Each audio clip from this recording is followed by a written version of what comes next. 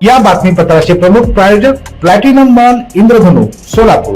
सोलापुरातील सर्वात प्रतिष्ठित इंद्रधनु सोसायटीचा नवीन भव्य कमर्शियल प्रोजेक्ट आता रेल्वे स्टेशनच्या अगदी शेजारी शहराच्या मध्यवर्ती ठिकाणी. मतदानादरम्यान नेहमीसारखाच गोंधळ यंदा देखील पाहायला मिळाला. मतदान यंत्र नादुरुस्त असणं, मतदार यादीतून नाव गायब होणं यासह अन्य तक्रारींचा सामना मतदारांना करावा लागला. पालिका निवडणुकीसाठी जशी राजकीय पक्ष कार्यकर्ते यांच्यात उत्कंठा होती तसाच उत्साह मतदारांचा मतदानावेळी होता.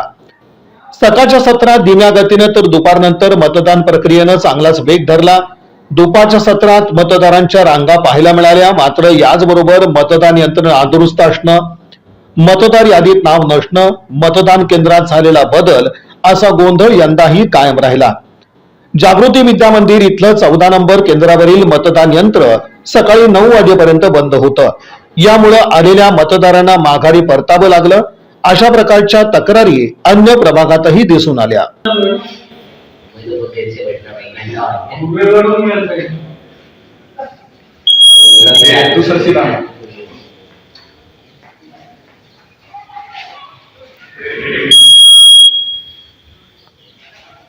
सविता, अडचण काय निर्माण झाली? अडचण क्लोजिंगला काहीतरी प्रॉब्लेम आल्यामुळे ते बॅलेट सोडलं की वेळ जात नाही. आता परत रिसेट करू लागतो.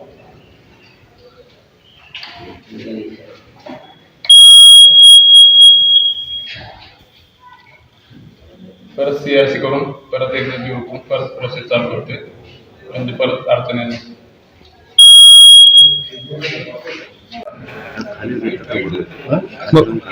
उमेदवार हो बरोबर आहे. खाली घ्यायचं हो, वोटिंगला डिस्टर्ब नाही होत. बंदच आहे. तुम्ही तिच्या आतमध्ये बंद आहे. तुम्ही बरोबर आहे. जे ते काम चालू आहे त्या साईडला काय बोलायला लागलं? चालेल ना लोक आपण आता येतील ना लोक येतील तेव्हा जातून मी काय 10 मिनिटं नाही 2 मिनिटात बाईट द्यायला लागलं.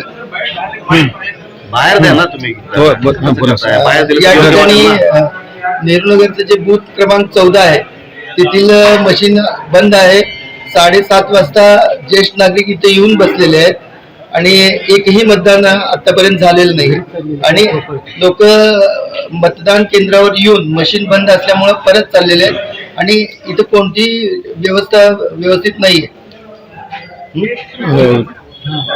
मतदार पाहता तुम्ही 14 साठी येत आहेत तर ते आता मतदान न करता परत चालले. ज्येष्ठ लोक बसून बसून ताटकळून परत चाललेले आहेत आणि हे लोकशाहीच्या दृष्टीने अतिशय चुकीचं आहे.